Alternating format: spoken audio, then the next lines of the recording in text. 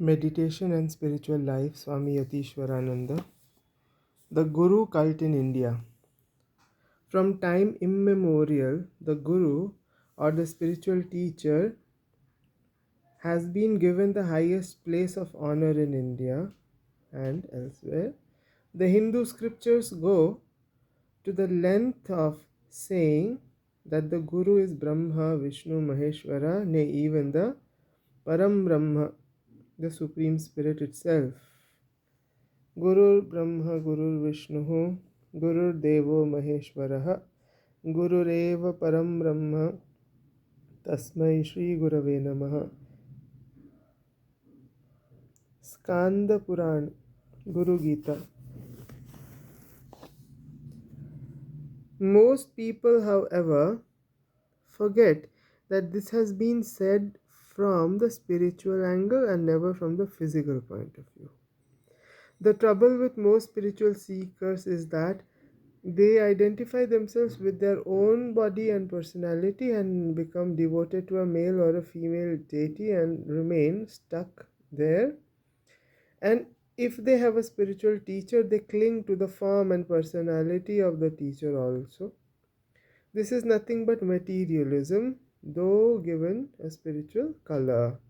However useful it may be in the beginning, this spiritual materialism must be transcended, but how to do it is the question. As one advances in the spiritual path, one must come to realize that the worshipper is a soul, and the deity that is worshipped is none other than the Paramatman itself. The soul is, as it were, part of the Paramatman, the infinite spirit, and the Guru also, in his true nature, is a divine manifestation through whom flows divine grace. Knowledge, love, and bliss, the task before us is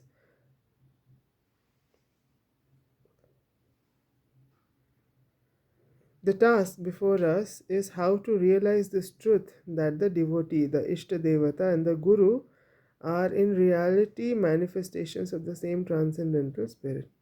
Before beginning our meditation, let us first consider the body as a temple. We may now enter this temple through the gateway of the heart and find that our heart is filled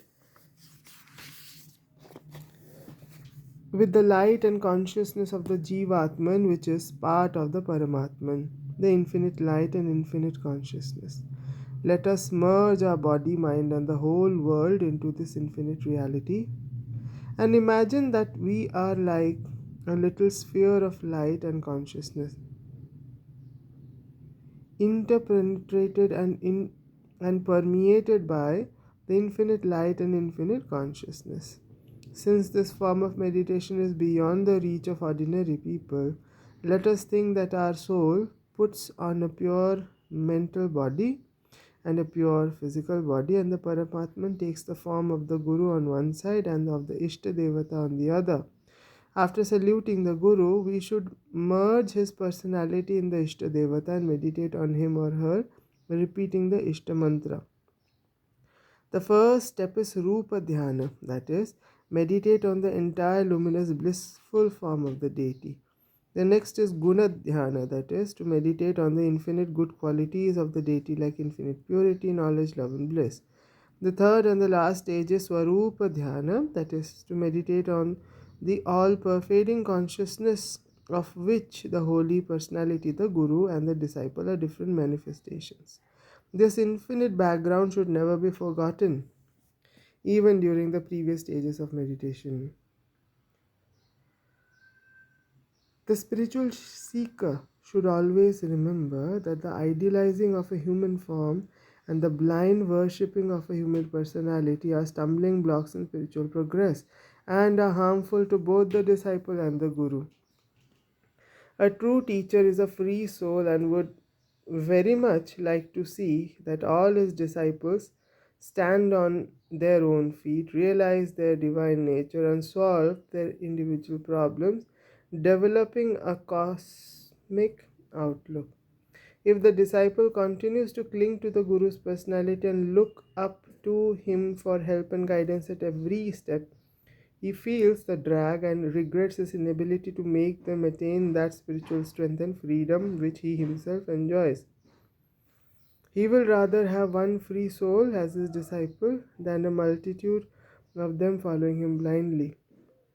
It is for this reason that the wise spiritual teacher depreciates the idea of blind personal service, which is very common in India. Most of the disciples forget that the following of the ideal and the living the life are much more important than attending on the guru in person. We should so train ourselves that instead of depending too much on the outside teacher, we depend more and more on the indwelling guru and reach a state of spiritual consciousness which we must be able to maintain whether the guru is alive in this world or has passed on. As Bhagwan Sri Ramakrishna said, from this room to that room, meaning from the physical plane of consciousness to the subtle one. This danger of falling into the rut of the Guru cult can be avoided only by meditating on the formless infinite spirit in the aforesaid way, which is also infinite knowledge, infinite love, and infinite bliss. Again, when we return to the plane of personality, we should stress more the spirit and not the form. In order to avoid self depreciation, it is good to meditate on the infinite spirit, merging all forms into it, and try to be established in the supreme consciousness through repeated practice. This helps not only the student but also the teacher towards the realization of perfect freedom and peace.